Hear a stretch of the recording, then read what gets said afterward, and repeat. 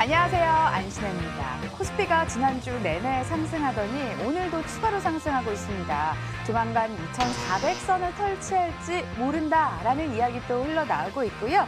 베어마켓 랠리가 다시 시작이 되는 걸까요? 어떤 종목 그럼 담아야 될까요? 전문가 추천주 중에서 옥석 가리기 해드리고 있습니다. 이분과 함께요. 이상로 전문가 나와 계십니다. 안녕하세요. 네. 반갑습니다. 베어마켓 되면 안 되죠. 불마켓 돼야지. 불마켓. 네, 베어마켓은 하락장이잖아요. 그니까요. 네. 왜 그랬지? 자, 소식 듣고 오셨죠? 오전장에 네. 이런 소식이 들려오더라고요. 왜요? 비정한이라는 단어를 쓰면서 얘기가 흘러나오는데 이 한진 그룹주를 두고 한 얘기였습니다. 갑작스럽게 조양호 회장의 별세 소식이 들려왔는데 비상체제라고 생각이 됐는데도 한진 그룹주가 급등을 했단 말입니다. 이건 네. 어떻게 해석해야 될까요? 왜 오르는지 아세요? 왜요? 오너가 이제 부재됐으니까 아무래도 리스크가 네. 아닐까? 이런 생각도 했는데. 네. 안타깝게 틀렸습니다. 아. 한진칼 주가 한번 같이 보면서 지금 언론에는 이 내용이 아무 때도 안 나오는 것 같아요. 그래서 거기에 대해서 제가 뉴스를 조금 바로 알고자 여러분들에게 말씀을 좀 드리도록 하겠습니다. 차트 한번 같이 보시면 오늘 지금 급등 양상이 좀 나타나는데 지금도 22% 급등입니다. 자, 이제 우리가 요게 힌트를 드린다면 이건희 회장도 관련이 있습니다. 말 그대로 이건희 회장이 이재용 부회장한테 승계 작업을 지금 하는 과정이잖아요. 네. 마찬가지로 지금 한진칼 같은 경우에도 지분 구조를 조금 우리가 보실 필요가 있는데, 자, 여기 지배 구조를 잠깐 한번 같이 보도록 하겠습니다. 자, 지배 구조를 보시면 조양호 회장이 보유하고 있던 주식 수가 17.84%예요. 자, 그러고 난 다음에 그 밑에 조원태 첫째 아들이죠. 첫째 아들이 보유하고 있는 지분이 2.34%입니다. 그 밑에 조연아, 첫째 딸이죠. 첫째 딸이 2.31. 그리고 그 밑에 조현민 씨가 2.30% 지분을 가지고 있다는 거죠. 그러면 결국엔 이 조양호 회장이 보유하고 있는 이 지분이 어디로 갈 것이냐. 근데. 네, 맞습니다. 그러면 말 그대로 절대적이기 때문에 앞으로 지배구조상의 또는 지분상의 문제가 상당 부분 발생할 수 있다는 거예요. 말 그대로 지금 이 한진칼 또는 대한항공에 대한 우리가 실질적인 경영권자는 바로 조양호 회장이었습니다.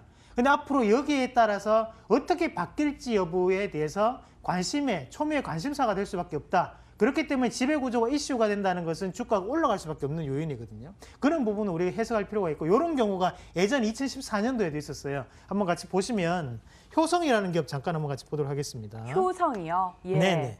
자, 효성이라는 기업을 보시면 여기 이제 지분이 많이 올랐었는데 예전에 조성래 씨가 바로 지금 회장이었어요. 그리고 조현준 씨가 첫째 아들, 그리고 조현상 씨가 셋째 아들이죠. 그 지배 구조를 보시면 지분이 21.9%, 21.4%. 그때 조성래 씨가 15%였고 조현준 씨하고 조현상 씨가 이거보다 훨씬 더 낮았습니다.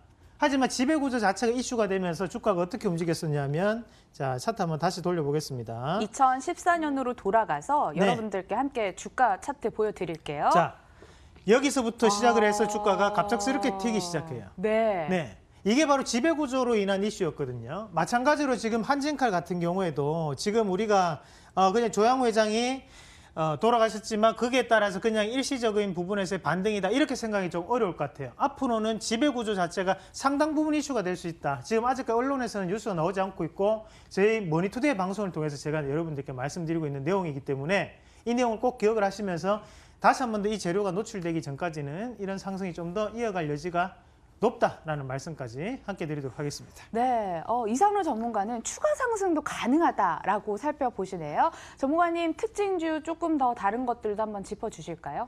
네, 일단 우리가 이렇게 이런 사태를 보다시피 언론에 나오는 부분만으로는 우리가 이 주가를 모두 다 해석이 불가능하거든요. 그래서 우리가 표면적인 이유, 그리고 거기에 내재되어 있는 이유를 꼭 아셔야 되고요. 그리고 오늘 경협주 잠깐 한번 같이 보셔야 되는데, 자, 오늘 경협주가 조금 하락을 좀 하고 있는 과정들입니다. 이런 경협주들의 하락 자체가 나타나는 것이 저는 이번 주 그래도 월요일까지는 상승을 좀 할 거라고 봤거든요. 근데 네. 저 예상도 빗나갔었고 결국에는 한미 정상회담이 11일이에요.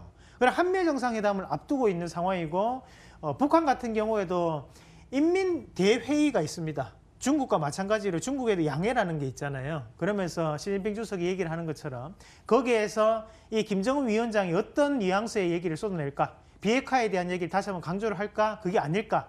그리고 한미 정상회담에 대해서 좀 더 진전된 결과가 나타날 것인가 아닐 것인가에 대한 불확실성이 현재 시장이 좀 나타나고 있다고 보셔야 됩니다. 그러면서 빅텍이라는 종목군도 다시 한 번 더 반등 나오는 것은 방산주가 지금 다시 한 번 시세가 좀 들어오고 있거든요. 불확실성 자체가 현재 시장에 영향을 미치고 있기 때문에 양시장에 대한 상승폭도 현재 제한적인 움직임으로 나타나고 있다. 이렇게 시장을 읽어가는 것이 오늘 시장의 핵심이 아닌가 말씀을 드리도록 하겠습니다. 잠시 후에 여러분들이 궁금해하실 만한 남북경협주 더블체크도 도와드릴 겁니다. 지금부터는 진짜 인생 종목 찾으러 가자고요. 더블체크 출발합니다.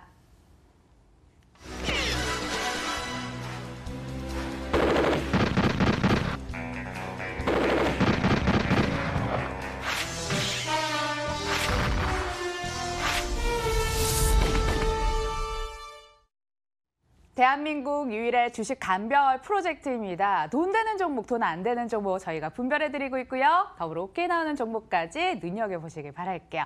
전일장 추천주 공개하도록 하겠습니다. 만나보시면요. 이 종목은 잠깐 이야기를 듣고 넘어가야 될 것 같아요. 코엔테 요즘 폐기물 처리 관련주 정말 강세가 나타나고 있습니다. 이 종목도는 신고가를 찍었고 이거 대신에 인선 ENT도 오늘 신고점을 기록을 했더라고요.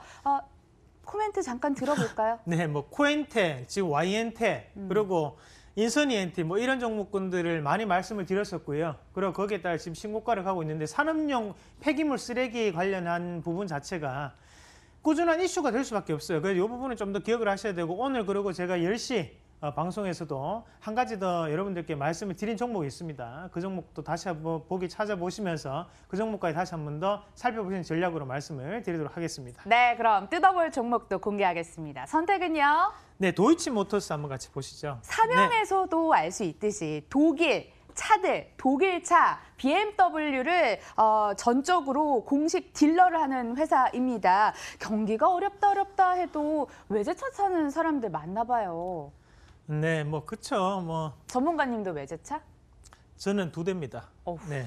네. 자, 일단 요 회사 내용을 조금 한번 같이 보시면 이 이익 개선에 대한 기대감이라는 부분이 조금 나와 있는데 여기에서 우리가 조금 살펴보셔야 되는 것이 여기 안에 내용이 AS 시설 확충에 대한 효과라고 있는데요. 이게 신차에 대한 부분으로 사실상 이 기업이 이만큼 올라왔다라고 보면 좀 힘들어요.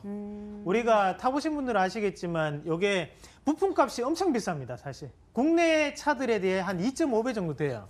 그리고 이게 한번 넘어와서 공수되는데도 시간이 상당히 걸립니다. 한 달에서 2달 정도 또 대기를 하고 예약을 해야 되고 이런 여러 가지 거추장스러운 부분을 거치게 되는데 실질적으로 그만큼 마진이 많이 남는 사업이라는 거죠. 이 기업이 도이치모터스 같은 경우에는 실질적으로 우리가 이 BMW 탄다고 이 회사는 다 계약하는 게 아니거든요. BMW 공급하는 곳이 우리나라에 유통사가 9군데가 돼요. 그중에서 한 군데고 대신에 이 회사만의 뭐 특별한 매력이 있다면 결국에는 금융 프로그램이죠. 거기에 따라서 이제 이자에 대한 부분 자체로 수익을 거두고 있는 부분. 리스라고 네네, 생각하면 맞습니다. 되죠. 금융 그런 프로그램. 부분 자체. 그리고 우리가 현금을 딱 주고 사시는 분들 없잖아요. 대부분 다 이렇게 할부를 진행하시는데 그에 따른 이자가 여기 이자 수익으로 너무 들어온다. 그리고 거기에 따라서 또 한 가지는 수리에 대한 비용. 그러니까 우리가 이 외제차라고 해서 모든 분들이 신차를 타는 게 아닙니다. 요즘은 시장이 중고차 시장이 훨씬 더 커졌어요. 그렇다 보니까 그 중고차 판매 같은 경우에도 상당 부분 수익을 거두고 있다. 이렇게 보시는 게 맞겠고요.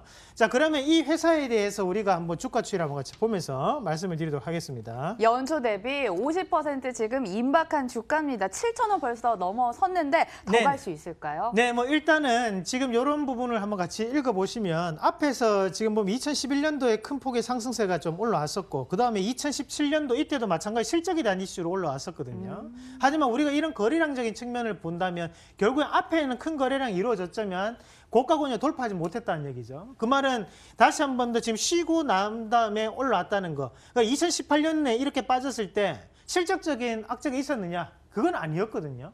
결국에는 지금의 이 상승 자체는 앞에서 인위적인 하락 후의 상승이기 때문에 추세적인 부분에서 좀 더 큰 상승 자체를 불러일으킬 수 있다고 저는 판단합니다. 다만 가격적인 부분에서 조금 문제가 될 수 있는데 자, 일봉 잠깐 보도록 하겠습니다. 자, 일봉을 한번 같이 보시면요. 앞에서 잡아줬던 자리, 이 자리죠. 하단에 지금 6,700원대 강한 양봉이 한번 형성됐었거든요. 그리고 고가 권역에 대한 닫힌 부분이기 때문에 제가 판단할 때는 요 밑에 가격적인 부분으로 한 요 정도 자리 한 6,900원 선 플러스 마이너스 1% 정도를 매수가로 한번 대응을 해보시고 그 밑에 손절가를 한 6,600원 정도 이렇게 단기적인 트레이딩에 대한 부분 그리고 지금 이 자리에서 들어간다면 무조건 고가 권역 돌파한다고 생각하고 들어가는 겁니다. 그 부분을 감내하시면서 이렇게 매매 전략을 짜보시는 전략으로 말씀을 드리도록 하겠습니다. 차트 보셨죠? 그런데 더 올라갈 여지가 있다고 판단을 하시네요. 6,900원 부근에서 단타로 한번 접근해 보시길 바라겠습니다. 오전장 추천주도 만나볼게요. 어떤 종목들이 올라왔을까요? 남북경협주 얘기를 앞서 해드렸는데 남북경협주 오전장에 추천이 됐더라고요. 아시아 종묘입니다. 이것부터 한번 해볼게요. 네, 그러시죠. 이거 한번 같이 보시죠. 네, 현지 시간으로 11일 2차 한미 정상회담이 개최될 예정인데 주가 이미 선 반영됐을까요? 아니면 반전의 기회를 잡아볼 수 있는 지금 타이밍 좋은가요? 자, 일단 우리가 이 아시아 종묘 같은 경우에도 한번 보셔야 되는 것이 실질적으로 이제 종묘 관리 회사인데 우리가 이 부분 자체가 이제 대북에 대한 인도적 지원 얘기가 나오면서 지금 이슈가 되는 부분이거든요. 결국에는 지난주에 또 말씀을 드렸다시피 우리가 개성공단이라든지 아니면 금강산이라든지 또는 뭐 북한과 직접적인 부분에서 철도라든지 이런 부분 자체는 이슈가 될 수 있지만 이런 거는 순전히 기대감입니다. 그럼 하락을 기록할 때는 좀 더 하락폭이 클 수밖에 없어요. 그런 부분 자체를 좀 감안을 하셔야 되고 지금은 이런 좋은 이슈 말고도 우리가 기억을 하셔야 되는 것은 지금 이 이슈를 잠깐만 같이 보도록 하겠습니다.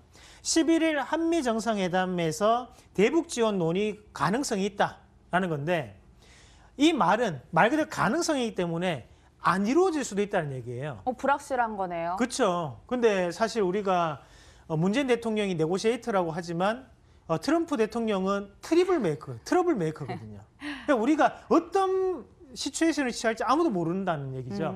그리고 앞에서 하노이 회담에서도 결렬에 대한 역사가 있었기 때문에 누가 알았겠습니까? 그러니까요. 그때. 일단은 우리 민족에는 명운이 걸린 일이지만 실질적으로 주가에 대해서 판단할 때는 그에 따른 부분에서 불확실성 같은 경우에는 우리가 조금은 예방을 하고 가자라는 차원에서 지금은 투자 심리가 위축되고 있는 과정이라고 좀 판단합니다. 거기에 따라 또 상대적으로 방산주가 좀 오르고 있는 상황이고 주가 추이도 한번 같이 보시면요. 일단은 투자 의견 동상이몽으로 들리는데 좀 더 자세한 이야기 들어봐야 될 것 같아요. 자, 뭐 이렇게 지금 아시아 종묘 움직이고 있었는데요. 그럼 결국에는 지금 이 주가 추이를 한번 같이 보시면 바닥에서 한번 들어줬던 이런 자리 자체가 어떻게 보면 이제 세력 단가 매집에 대한 봉들이 될 수 있겠죠. 네. 그럼 그 봉들에 대한 부분이 자, 요 정도 가격대가 잡힐 수 있습니다. 그럼 6,050원, 6,040원 정도 되겠고요. 요걸 다시 한번 돌려가지고 자, 요런 자리 한번 같이 보시면 자, 요 자리는 누구나 이제 예측할 수 있는 자리에서의 기술적 반등이 지금 올라왔어요. 네. 그러면 이거는 세력이 올렸다고 보기는 힘들다는 거죠.